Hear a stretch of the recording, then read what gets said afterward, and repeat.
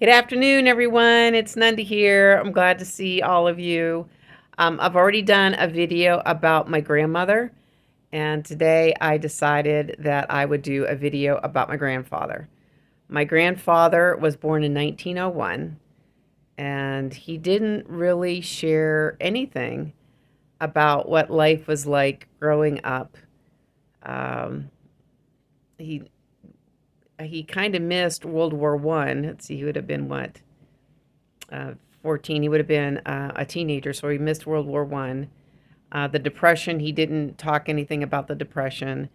And World War Two, he missed um, for I don't really know the reason, whether if it was he was going to school or well, he was already a family man by then, but he was also an educator, so he might have been for some reason he didn't go to World War II. He didn't have experiences of that. What my grandfather is known for, though, is having a garden. My grandfather has always had a garden as long as anyone could remember. And when my mother was little, they had a cottage down by the river. It was the Allegheny River. They always called it down by the river. And he would till up an area down by the riverbank where by then the Kinzu Dam wasn't in. So it would flood and it would bring all that sediment in, and it was a very fertile ground. And he would till all that up, probably by hand by then. Um, and he would plant the vegetables that they would eat over the winter. My grandfather was a math teacher, like I was. He was a math teacher, and he taught a really long time um, down in Oil City, Pennsylvania. Um, so, as I said, gardening was his thing. And by the time I came along, they didn't have the cottage was gone. They didn't farm the cottage, but what at their house, he had a huge garden, and I don't know what he did in that garden. I have never been able to get anywhere close to the abundance or the size of his crop. I can remember around in June when it's strawberry time, they would come to our house, and he would just have a lot of four-quart baskets of strawberries. And I believe we had so much strawberry shortcake, it was nauseating. But we had to clean and process. And I don't remember my mother really freezing strawberries. I don't remember that. But I do know we had a lot of strawberry jam. And for those of you who don't remember strawberry jam at that point, we would reuse the lids, and we would take wax and we would seal the top of the jars and just put the lid back on. We didn't put them in ball jars like we do now. So my mother would do that, and we just a lot. I just the smell of the back porch when he would bring the strawberries up. It was phenomenal. Now, one thing I do remember, let's fast forward. He had this huge garden, and of course, it supplied not only his family, but at the time, uh, my family, when I was younger, it supplied a lot of our food. But I remember, and it had to have been 1985 or 86, I had just completed my bachelor's degree at Penn State. And it took me 5 years because I changed my mind quite a bit. And I remember helping him work out in the garden, and he was talking to me about how proud he was of me for um, completing school, and especially since I was a teen parent, and I had my son. I was going to school. I was working part time, and how proud he was of my stick to itiveness, for lack of a better term, to complete college. And I said to him, I said, Granddad, um, it was close. It was really close. And I said, my last semester was really difficult because I didn't have any money for books. And he kind of paused because education was extremely important for him. And he paused and he said, "What do you mean you didn't have any books?" I said, "Granddad, my student loan ran out. I didn't have any more money. I had just enough money to pay the tuition, and I didn't have any books. The books I did buy, I bought one book. I bought one book when I went to my last semester of college. And that book was something that I really needed because that professor, I got a lot of his questions that he wanted done out of the out of the questions of the book. So I really needed to have that book. And I remember him saying to me, "Why didn't you say something to me? We could have helped you with the books." And I believe I said something to him like, "Oh, well, it wasn't your place to buy my books. I'm the one that had to do it." And so there was an unpleasant an unpleasant quiet calmness or silence at that point, because I don't know, he must have been mulling stuff over. That's what he did a lot. He mulled stuff over, um, when you said something. So in the end, I mean, he was a very quiet, very gentle, a man. Um, and when he taught, the man that uh, was the teacher and the man at home was two different men. I remember a couple years ago, I had a coworker who was from Oil City, and I asked him if he ever had my grandfather as a teacher.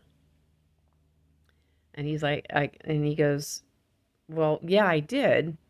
Why do you ask?" I go, "Because he was my grandfather. Russell Ward was my grandfather." And he's like, "You're kidding me." And I'm like, "No, I not." He says, "I tell you, he was an SOB to have. He was just an SOB to have as a teacher. He was hard, he was strict, and you either really liked him or you didn't like him." And I kind of laughed. Like I've always heard that about him, but that wasn't the man that we knew at home. So he kind of had like two different people almost. He had uh, the teacher, Mr. Ward, the teacher, and he had Granddad. He had the person at home. And I remember the only thing my mother really shares about Granddad is that she was coming home from college and she took the bus down to Oil City, um, from college. And she was sitting outside his classroom and she could hear him just screaming at these kids. If I told you once, I told you a million times, 2 times 2 is 4. Amazing, huh?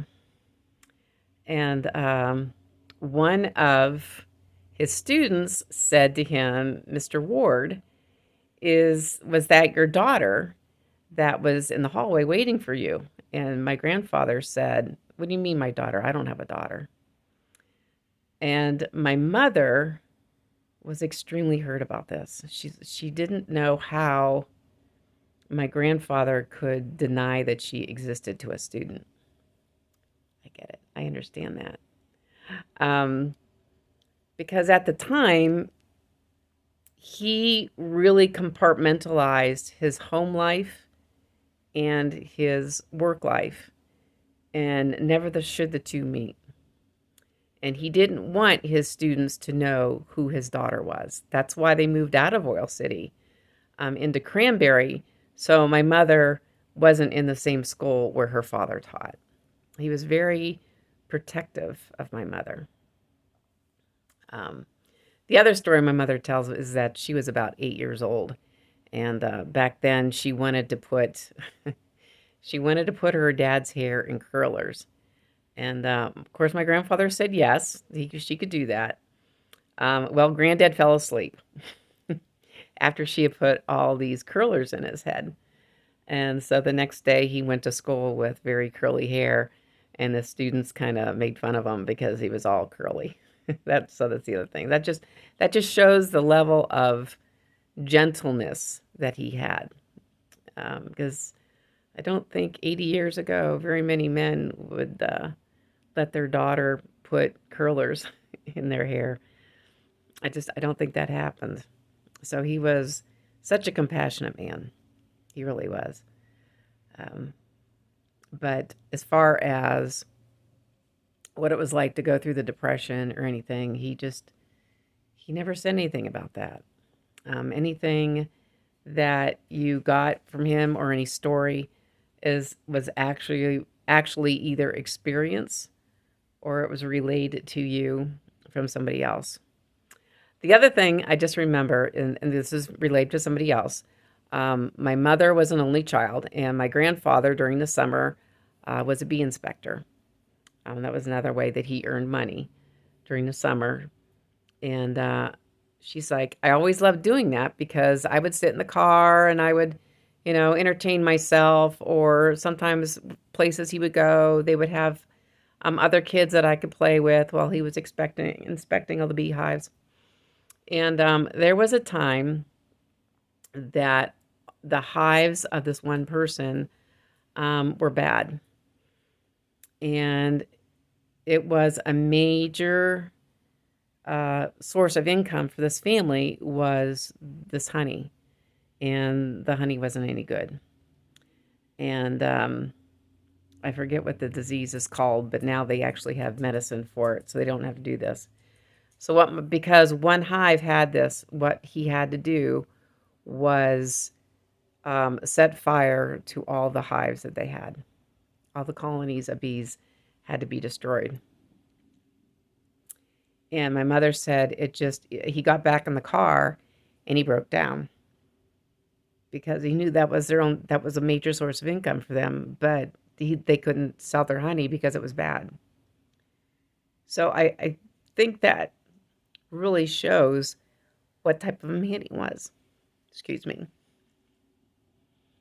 He was an extremely compassionate man. It was a hard life, I guess. So that was Granddad. That's the man I remember. And that's the man that's part of my legacy. Okay, everybody. Nanda's had her emotional time. I will see you tomorrow. Bye.